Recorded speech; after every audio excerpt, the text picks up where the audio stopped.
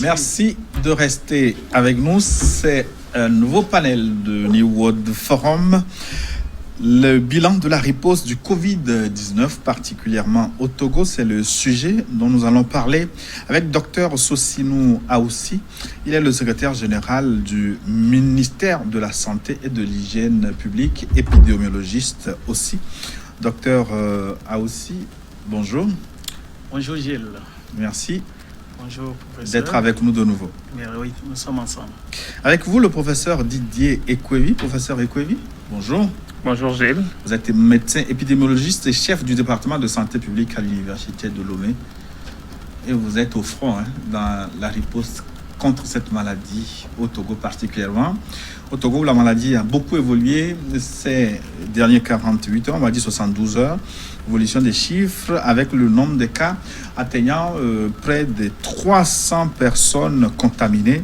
On va voir les chiffres tantôt, mais docteur Aoussi, qu'est-ce qui a expliqué cette montée exponentielle des chiffres liés au coronavirus dans votre pays? Merci beaucoup Gilles. Oui, le micro, il n'est pas allumé, voilà. Ok. Merci beaucoup Gilles. Merci une fois encore de nous avoir invités. Bonjour professeur. Bonjour.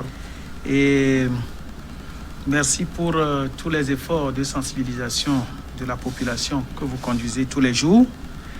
En effet, depuis un certain temps, nous connaissons un nombre assez élevé de cas confirmés de Covid-19 au Togo. Et vous avez demandé pourquoi nous avons autant de cas confirmés de Covid-19 ces derniers jours. Ces derniers jours, c'est essentiellement lié à la stratégie mise en place, qui est de retrouver systématiquement tous les Togolais qui sont rentrés par des voies détournées, malgré la fermeture de la frontière dans le pays, de leur faire un prélèvement systématique et donc de pouvoir identifier ceux qui sont infectés. C'est ainsi que vous allez constater que la multiplicité de ces cas est très diversifiée dans le pays. Vous avez 2 à 3 cas dans beaucoup de nouvelles préfectures que nous avons déclarées donc infectées. Et voilà. Et la plupart de ces personnes qui sont infectées, c'est des Togolais qui sont rentrés des pays voisins, notamment le Ghana, la Côte d'Ivoire, mais aussi le Burkina Faso, le Bénin et le Nigeria. Alors, ma question, les frontières sont fermées. Comment se fait-il qu'en dépit de cette fermeture, autant de personnes continuent de rentrer dans le pays? Bon, au fait, le Togo dispose de 3 types de frontières. Une frontière aérienne, qui est symbolisée par les 2 aéroports, l'aéroport de Niamtougou et l'aéroport de Lomé. C'est facile à maîtriser. Une frontière maritime, c'est les ports d'exploitation. Et une frontière terrestre. La frontière terrestre est faite de plusieurs routes par lesquelles les populations peuvent avoir accès dans le pays. Il y a les grandes frontières terrestres que vous connaissez. C'est Kodjobia-Kopé, c'est Hila-Kondi, c'est Sinkassé. Mais à part ces grandes frontières, il y a près d'1 millier d'autres pistes et routes qui rentrent dans le pays. Vous voyez que c'est difficile pour le gouvernement de mettre chaque soldat à chaque mètre de la frontière terrestre.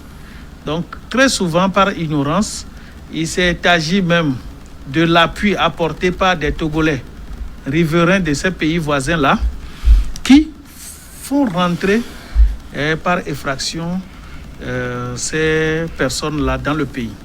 Voilà, à peu près comme ça se passe.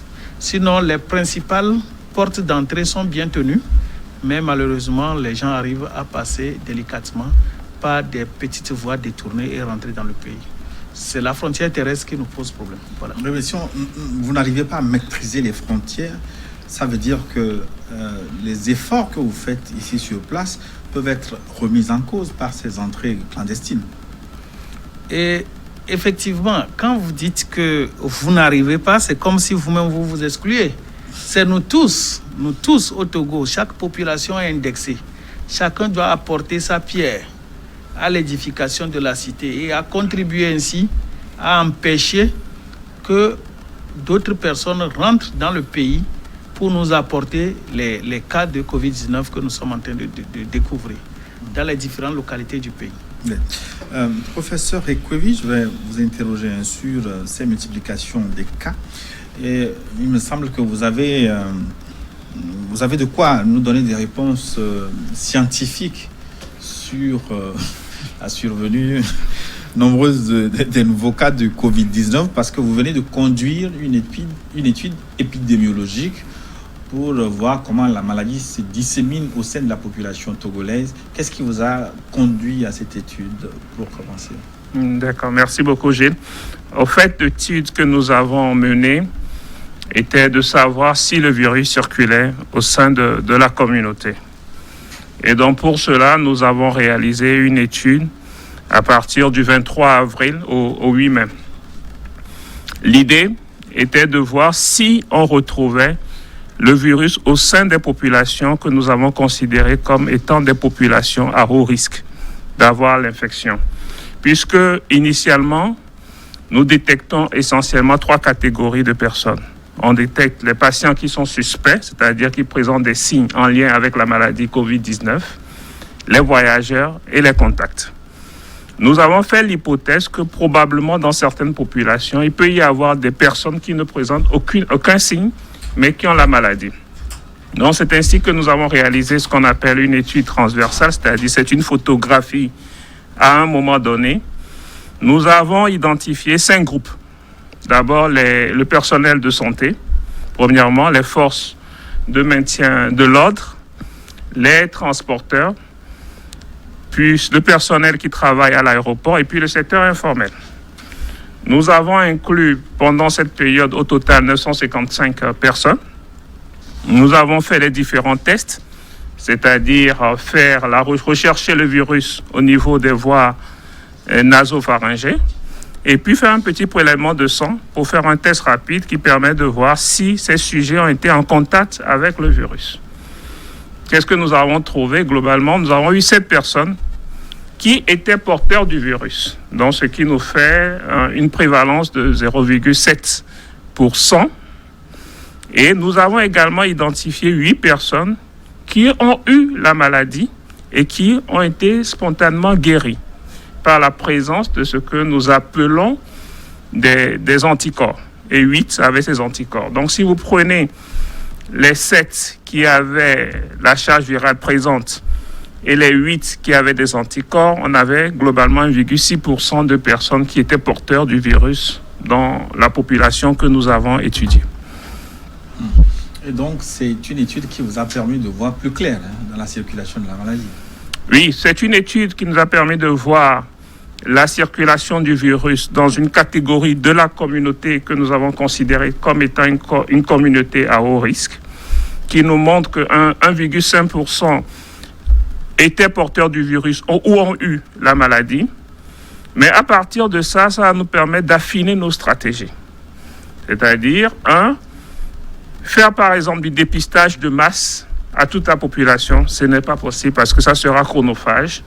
Si vous en faites pour 1000, vous allez en trouver 7 ou 8. Ça va coûter énormément d'argent pour l'État. Donc nous irons probablement vers ce que nous pouvons appeler une stratégie qui est ciblée. Ciblée, il reste maintenant à le définir. On peut décider de faire un dépistage dans le cadre de l'ouverture de certaines activités économiques.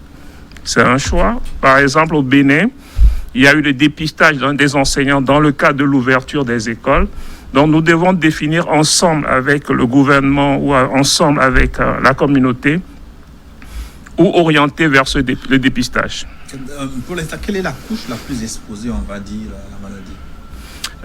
D'après l'étude, nous avons trouvé que le secteur, bien entendu, le secteur de la santé reste une population un peu plus exposée que les autres secteurs, suivi du secteur aéroportuaire.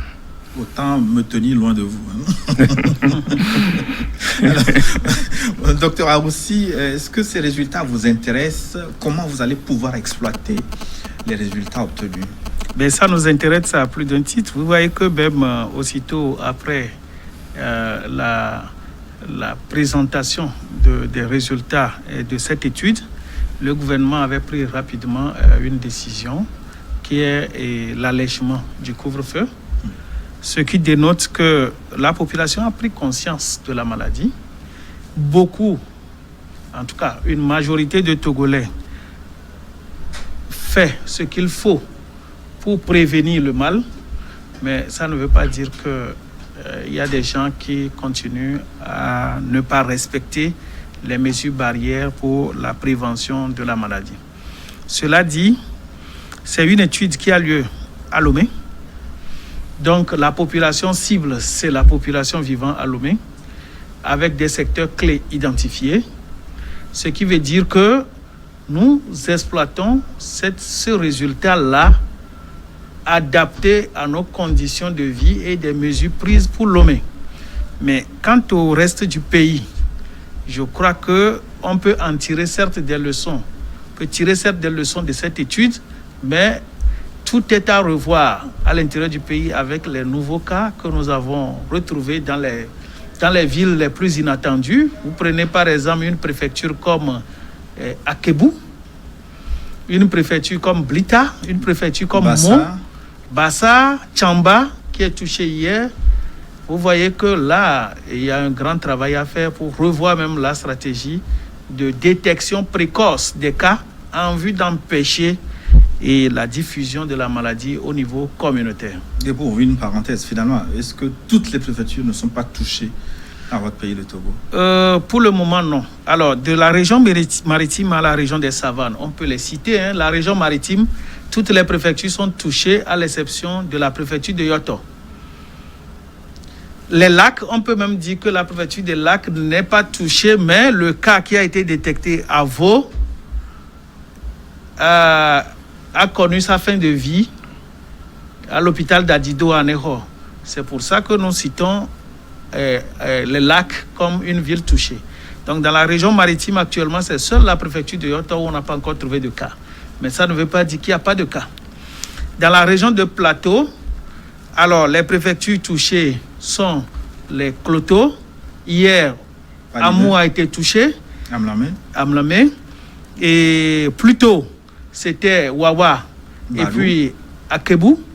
Et il y a 2 jours, c'était l'Est Mono et Lavagnon.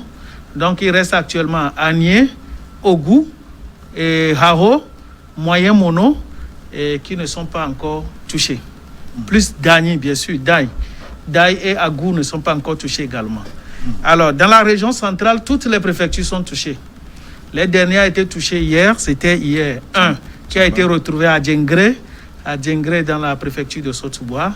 Ce cas a été admis actuellement à Sotouboua. Et puis à Tchamba, où les 2 ont été transférés dans la ville de Tchamba. Dans la région de la Kara, il y a la préfecture de la Bina, de la Kéran, qui ne sont pas encore touchés, mais le reste des préfectures est touché. Je crois Djoufelgou aussi. Et dans la région des Savanes, c'est seule la préfecture de Tandjouaré qui n'est pas encore touchée. Voilà la cartographie des cas positifs de Covid-19 dans le pays. Si ça est ainsi, alors quelles dispositions vous prenez au ministère de la Santé dans le cadre de la cellule de riposte pour renforcer la sensibilisation à l'intérieur du pays? Parce que pour le moment, il me semble que c'est la capitale qui est particulièrement arrosée par les informations concernant la pandémie. Non, vous savez que vous connaissez l'organisation de la lutte dans le pays, de la riposte dans le pays.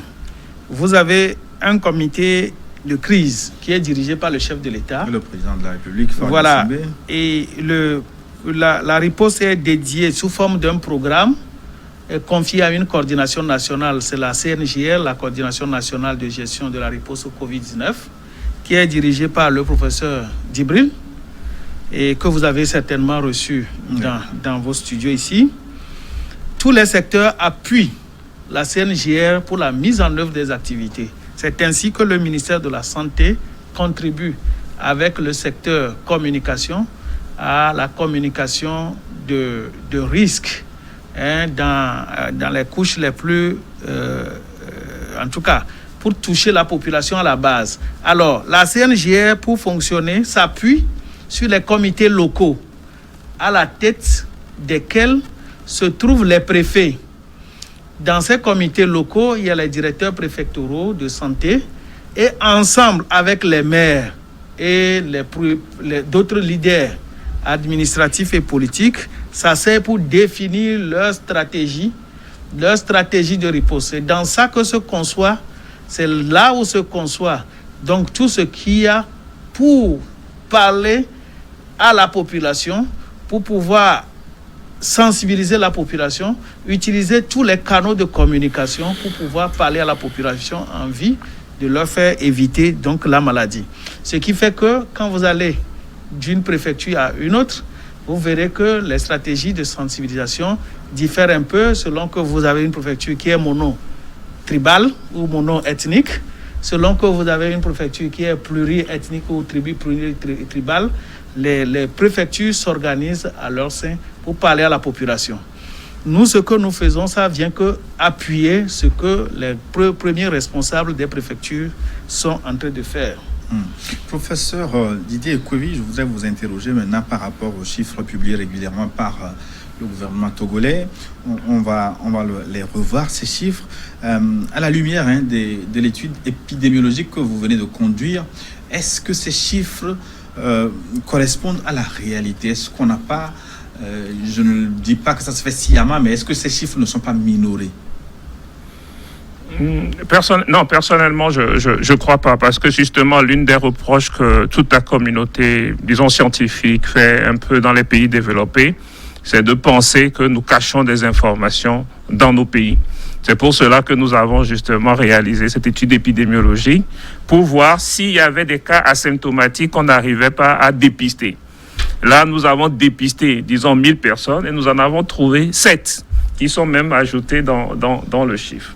Les chiffres ont une explication. Lorsque vous avez le déconfinement dans d'autres pays, ça a forcément un impact sur le nombre de cas que nous observons dans notre pays. Donc, c'est ça qui explique un peu, en partie, ce que nous avons. Cette semaine particulièrement, je crois qu'on a eu au total plus de 117 cas que cette semaine, et qui viennent de 3 couches essentielles, c'est-à-dire ce que nous appelons les contacts, ce que nous appelons des cas suspects et des voyageurs. Donc, ça ne cache pas la réalité et il n'y a aucun intérêt de cacher des informations dans la gestion d'une épidémie, puisque le principe même, c'est de dépister, de 2, d'isoler et de traiter. Donc, voilà ce qu'il y a. Je ne pense pas que on cache des informations et ça reflète réellement ce que nous observons. Forcément qu'il y aura quelques cas qui circulent parce qu'ils n'ont pas de manifestation clinique. Ça aussi, c'est la particularité de ce virus. Ils n'ont rien et ils vont spontanément éliminer le virus. Alors, je vais peut-être ajouter que il avait déjà dit au départ que c'est une étude transversale. C'est-à-dire, l'étude n'a d'interprétation qu'à la date où ça a été réalisé. Alors, forcément, il faut vous assurer que cette prévalence peut évoluer dans le temps. Donc, si on a trouvé 1,5%, je ne sais pas, c'était en début, c'était en fin avril. 23 avril au 8 mai. Voilà. Et qu'aujourd'hui, nous sommes au 17 mai, la situation peut avoir évolué. Mais au moins, ça nous donne une idée de la prévalence de la maladie en ce moment-là. Oui, justement, voilà. Moi, vous apportez de l'eau à mon moulin, parce que si vous êtes arrivé à retrouver 7 cas sur 1000, alors si on fait une extrapolation rapide, j'applique rapidement une règle de 3, je trouve un chiffre très important. Ça fait environ 56 000 cas. Scientifiquement, enfin, si je fais non, la population cible. La population cible, c'était pas la population. L'échantillonnage n'a pas été prélevé dans la population totale du Togo. On n'a pas fait l'échantillonnage de toute la population du Togo. Ici, c'est les professions cibles, susceptibles d'être à risque d'être infectées. Bon, je le laisse quand même.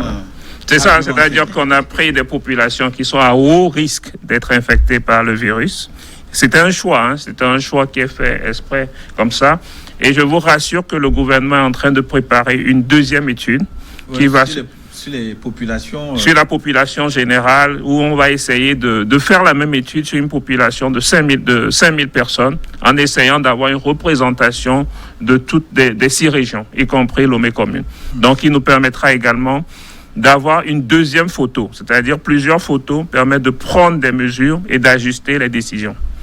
Mais de toutes les façons, une maladie asymptomatique à peine 80%, est-ce qu'on peut estimer aujourd'hui que les chiffres que nous avons correspondent à la réalité? Forcément, il y a beaucoup de gens qui sont dans la nature.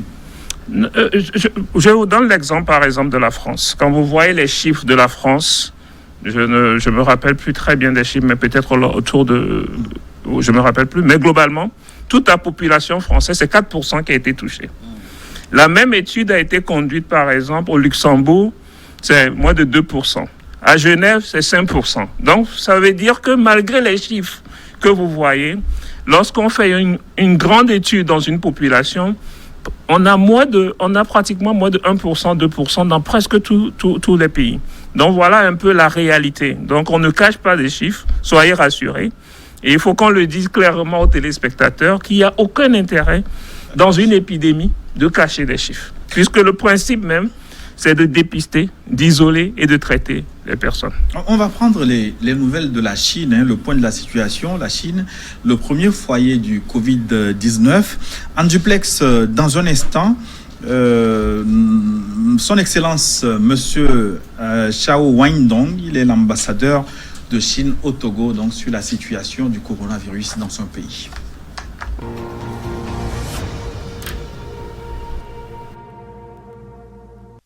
Excellence, Monsieur l'ambassadeur, bonjour. Quelle est la situation actuelle de la lutte contre le Covid-19 dans votre pays, la Chine? Grâce aux efforts acharnés de plus de 3 mois, nous avons réalisé d'importants résultats stratégiques dans cette bataille contre le Covid-19. Maintenant, le nombre de cas confirmés a été ramené à moins de 200, soit le niveau le plus bas depuis la mi-janvier. Et il n'y aura aucun nouveau cas de décès depuis presque 1 mois. Et puis, le taux de guérison se situe à 94,3% au niveau national. Maintenant, les activités économiques et la vie quotidienne se rétablissent de façon accélérée en Chine. La production industrielle est quasiment revenue à la normale. Pour les écoles, ils commencent à être ouvertes à partir du mois de mai. Et la consommation, la demande ont été libérées de nouveau. Nous avons payé très cher pour obtenir ces résultats. C'est pourquoi nous restons toujours très vigilants. Nous n'avons aucune raison de baisser la garde.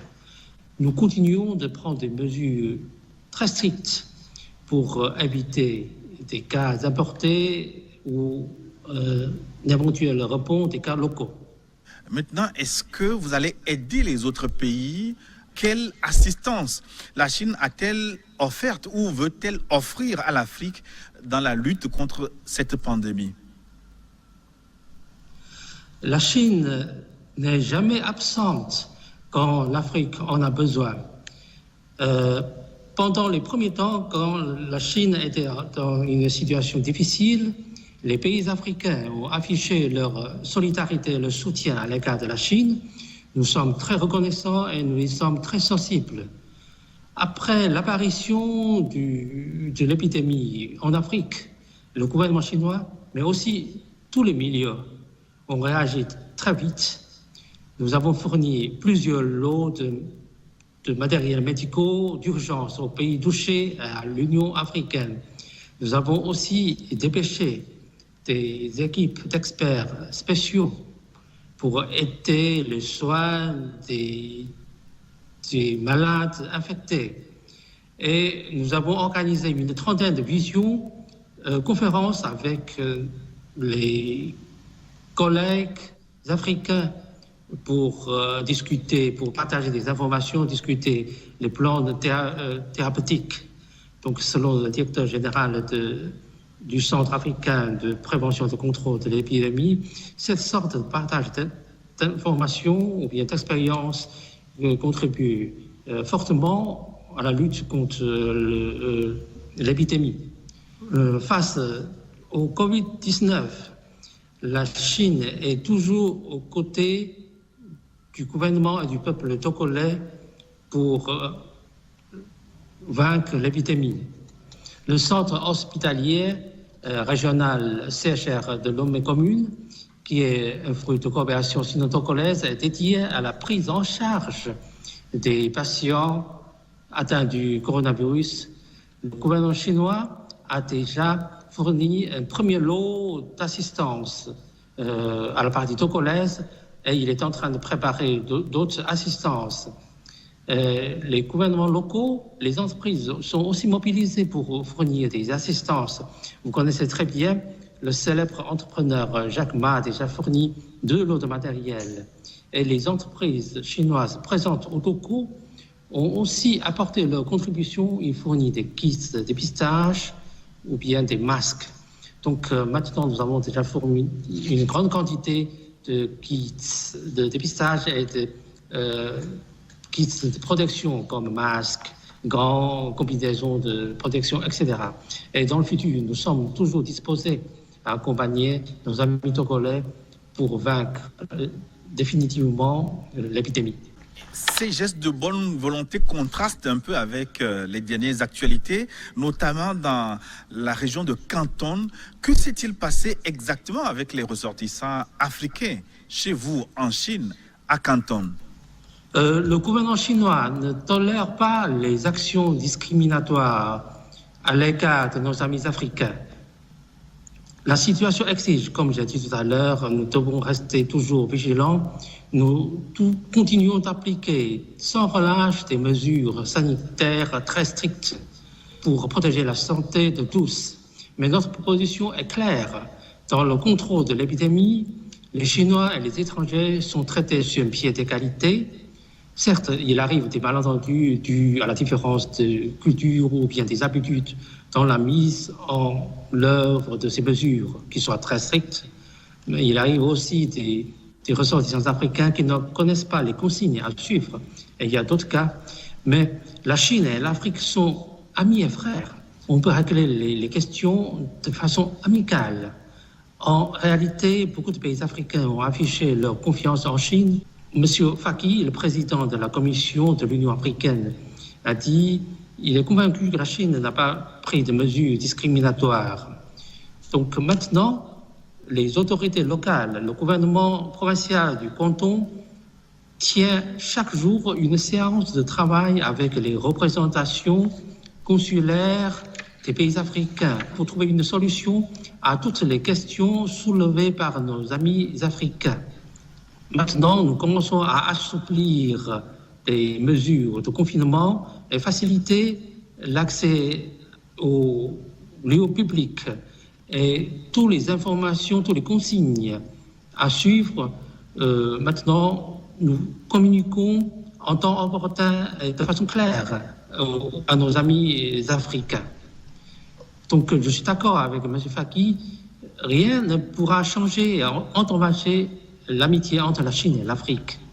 Donc, l'Afrique peut toujours continuer par compter sur ses relations avec la Chine. La Chine reste aux côtés de l'Afrique dans la lutte contre l'épidémie. Mais cela s'inscrit dans la continuité d'une coopération traditionnelle, fraternelle et fructueuse de plusieurs décennies.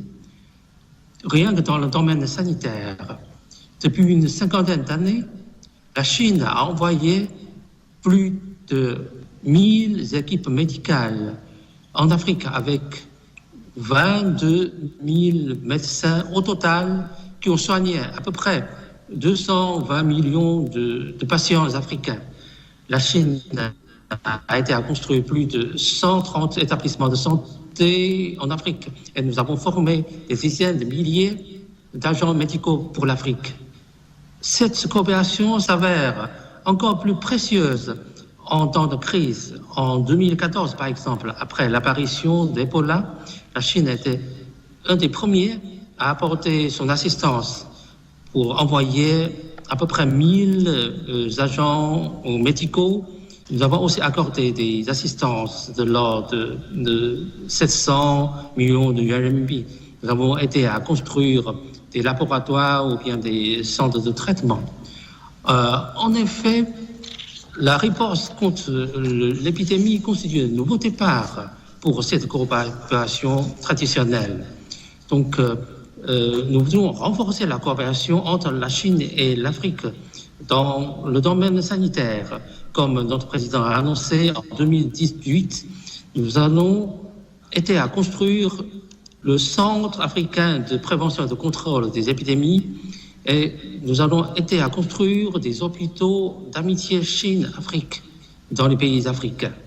Donc, la Chine et l'Afrique, nous avons une amitié qui remonte fort loin dans l'histoire. Depuis des décennies, les experts, les ouvriers chinois sont venus et ici travailler en partenariat avec leurs amis africains pour réaliser des projets comme la route, les ponts, l'aéroport, les ports, les centrales électriques, les barrages, etc., pour assurer le développement local et améliorer le bien-être de nos amis africains. J'estime que cette amitié fait du sang et du sueur. Donc, cette amitié se transmettra de génération en génération. Donc, je suis convaincu que les relations d'amitié sino-africaines affichera toujours un dynamisme malgré le temps. Une dernière question, Excellence, Monsieur l'Ambassadeur. Alors, comment vous répondez aux allégations selon lesquelles le virus, le Covid-19, vient de la Chine, des laboratoires de Wuhan? En ce qui concerne l'origine du virus, c'est une question scientifique qui laisse à répondre par les scientifiques et les experts médicaux. Maintenant, les travaux de traçage sont toujours en cours et aucune conclusion n'a été faite pour le moment. Sur cette question-là, il y a plusieurs analyses. Par exemple, une étude de l'université de Cambridge à Londres a dit qu'il y a 3 types de nouveaux coronavirus, type A, type B, type C. Le type A est originellement transmis aux êtres humains, qui est plus répandu dans les autres pays que la Chine. Mais c'est le type B, muté du type A, qui a provoqué l'épidémie en Chine.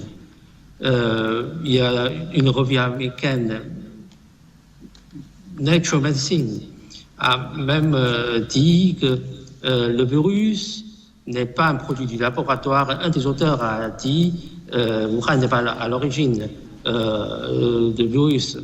Il y a quelques jours, l'OMS a déclaré par des recherches scientifiques le virus est d'origine naturelle. Donc je crois dans ce moment difficile, tous les pays doivent travailler ensemble, afficher la solidarité pour combattre, pour vaincre l'épidémie. Maintenant, je souhaite que la science l'emporte sur les rumeurs, que la solidarité l'emporte sur la stigmatisation. Merci. Merci infiniment, Monsieur l'Ambassadeur, Son Excellence Chao Wang-Dong, ambassadeur de Chine au Togo. Je vais vous parler un peu chinois et pour vous dire au revoir. Sajie, hein? Merci. Merci, à très bientôt.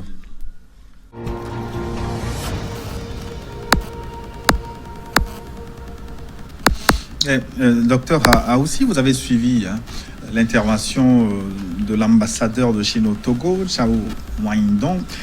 J'ai retenu dans ses propos qu'ils ont obtenu un taux de guérison de 94%. Comment se fait-il qu'un si grand pays, avec une population énorme, est arrivé à bout de ce virus alors que les autres qui ont des populations plus petites, le Togo, ça fait 7-8 millions, se débattent difficilement.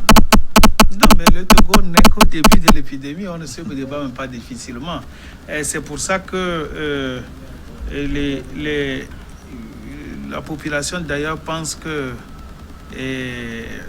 en tout cas, il y a certaines personnes qui pensent que coronavirus, la catastrophe qui est attendue en Afrique n'aura pas lieu. Dans la réalité, si nous n'avons pas eu beaucoup de cas d'infection, c'est dû au fait que les autorités politiques du Togo, les premières autorités, ont pris des mesures rigoureuses, collectives, barrières, qui ont permis donc de freiner le mouvement de la population et de limiter la transmissivité de la maladie.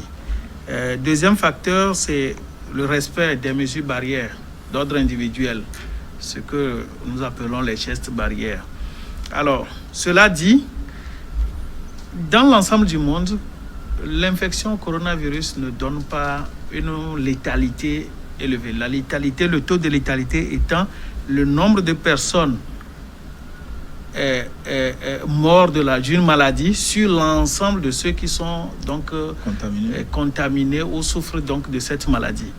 Et actuellement, le Togo est autour de 5,5%. Bon, nous pouvons le dire ainsi, mais c'est plus que ça. Si on considère que ceux qui sont à l'hôpital ne sont pas encore guéris, ils ne rentrent pas dans le dénominateur. Dans la réalité, c'est ça. Si nous considérons simplement que ceux qui sont sortis de l'hôpital, guéris ou morts, comme dénominateur, et que nous rapportons, donc, en tout cas, si nous prenons ceux qui sont décédés sur ceux qui sont sortis de l'hôpital morts ou guéris, vous verrez que le taux de mortalité est beaucoup plus élevé que ça. Mais nous espérons d'ailleurs que les cas que nous avons aujourd'hui, c'est pour ça que nous insistons sur le fait que quand les gens ont les premiers signes de la maladie, il faut qu'ils aillent à l'hôpital. À ma connaissance, jusqu'à présent, tous ceux qui ont été admis tôt dans nos centres de prise en charge, personne n'en est décédé. Tous les décès que nous avons eus, c'est des cas qui ont été retrouvés au stade tardif et donc, malgré tous les efforts, ils n'ont pas pu survivre. Dans ce sens, si nous prenons aujourd'hui la plupart de ceux qui sont hospitalisés, ils sont d'ailleurs asymptomatiques pour plus de 90%. Si tout ce monde sortait de l'hospitalisation, alors on va prendre les 11 décès sur l'ensemble de tous ceux qui sont hospitalisés et guéris. En ce moment, on aura une létalité très, très, très faible. Mais quand vous voyez le taux de létalité dans certains pays, en Allemagne, c'est très faible. Je crois que c'est entre 1 et 2%. L'Israël, jusqu'il y a 3 semaines, ils étaient à moins de 1%. Mais quand vous prenez les pays qui mélangent le défi politique et le défi de la science épidémiologique, je ne veux pas citer ces pays, la mortalité est un peu plus élevée. Parce que pendant longtemps, l'Italie, par exemple, qui est au-delà de 10%, hésité. La France aussi, au-delà de 10%. Ils ont hésité à prendre les mesures. Peut-être le professeur Kovi peut apporter aussi d'autres explications pour pouvoir justifier cela. Mais si rapidement, vous pouvez me répondre à cette interrogation. Combien de temps prend la rémission de la maladie auprès des personnes asymptomatiques? Et ce que nous avons constaté ici, entre 8 à 10 jours, les gens se débarrassent de la maladie. Ouais. Entre 8 et 10 jours, ceux qui sont infectés se débarrassent de la maladie. C'est très rapide. Ouais. Mais il y a certaines personnes, d'ailleurs, ce qui vient contredire ce que nous avons appris au départ, on nous avait dit que, bon, c'est vrai, moi particulièrement, je n'avais pas lu, mais il a été dit que les enfants seraient des porteurs de la maladie.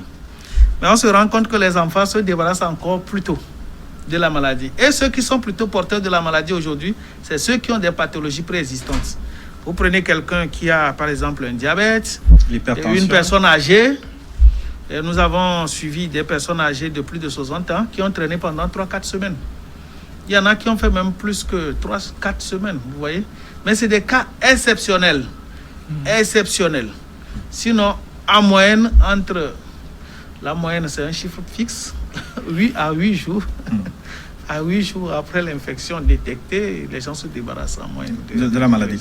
Mais à l'allure des personnes contaminées, là, des chiffres avancés qu'on a vus à l'écran tout à l'heure, est-ce que la stratégie de confiner les personnes testées positives dans les hôtels? Est-ce que ça va continuer? Est-ce que vous avez assez de place pour faire cet exercice?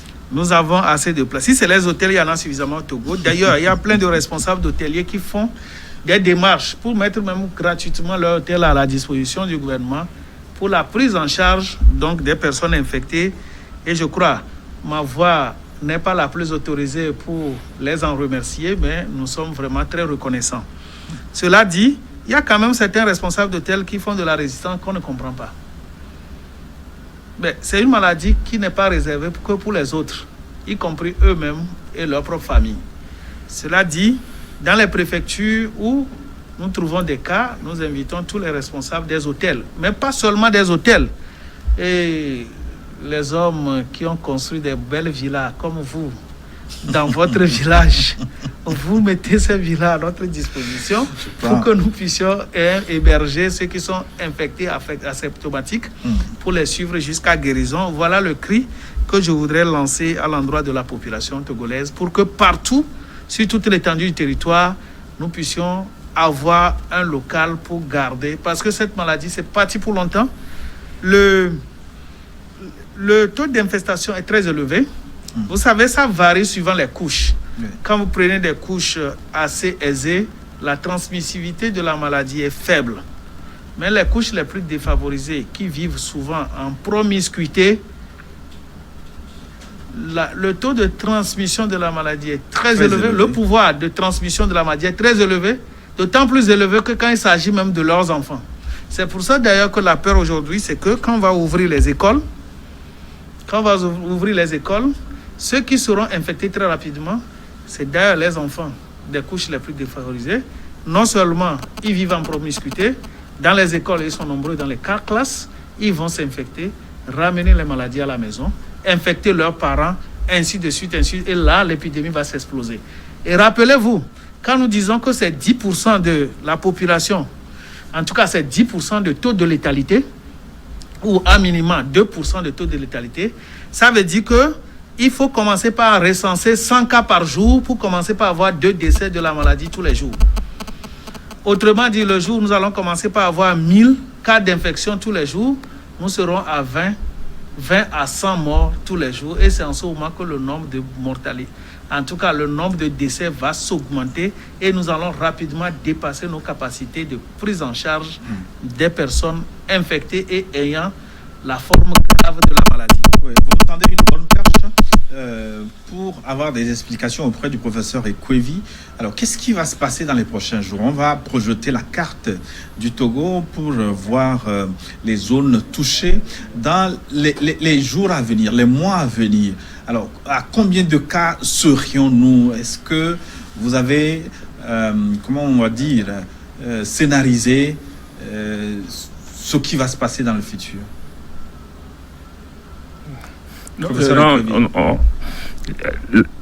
Le scénario, c'est ce qu'on appelle de la modélisation. C'est-à-dire, la modélisation permet de faire des projections et de dire à peu près combien de cas on attend et quels sont les décès attendus. Donc, ce que nous avons fait au niveau du département de santé publique, en s'appuyant des collègues expatriés qui sont dans d'autres universités, c'est de faire des projections. Et lorsque nous avons fait ces projections il y a à peu près deux semaines, nous allons vers un scénario où nous aurons des cas sporadiques qui vont durer dans le temps. Donc cela veut dire tout simplement que l'épidémie va continuer et ceci va continuer pendant un certain nombre de temps. Mais personne parmi nous ne peut prédire exactement la fin de l'épidémie. Dès que vous avez un seul cas qui est positif, il y a un risque de transmission de la maladie. Donc je ne pourrais pas vous donner avec précision le nombre de cas qu'on aura. Une chose est sûre, c'est que cette épidémie va durer dans le temps et à nous de respecter tous les gestes et les mesures barrières. Et pour l'instant, c'est la population de Lomé qui est la plus touchée par l'épidémie. C'est relatif aussi au nombre très grand de gens qui vivent à Lomé. Oui, parce que Lomé, c'est la capitale, il y a la promiscuité, il y a beaucoup de circulation, il y a beaucoup de mouvements. Le premier cas est venu de Lomé. S'il n'y avait pas eu des problèmes de frontières, probablement que nous aurions moins de cas à l'intérieur. puisque le gouvernement avait circonscrit et avait pratiquement encerclé la ville de Lomé pour pouvoir justement contenir les cas et pour que les cas évitent d'aller vers l'intérieur du pays. Maintenant, nous avons quelques problèmes au niveau des frontières, notamment avec le déconfinement partiel du Ghana. Donc, ceci va poser des cas. Donc, il faut faire très attention à identifier tous les voyageurs qui arrivent, les tester, les isoler et puis les traiter. Et surtout les frontières aériennes. Et apparemment, certains vols vont recommencer dans les jours à venir dans le contexte de l'évolution de la maladie. Mais pourquoi cela? Vous allez nous en parler, mais on va marquer une pause pour une nouvelle édition du journal. On va se retrouver dans une dizaine de minutes pour la suite et la fin de New World Forum. Et dans la deuxième partie, vous aurez l'opportunité de poser des questions à nos invités, Dr Aoussi et le professeur Ekwevi, toutes vos questions sur nos réseaux sociaux, nos comptes Facebook, Twitter et WhatsApp. À tout de suite.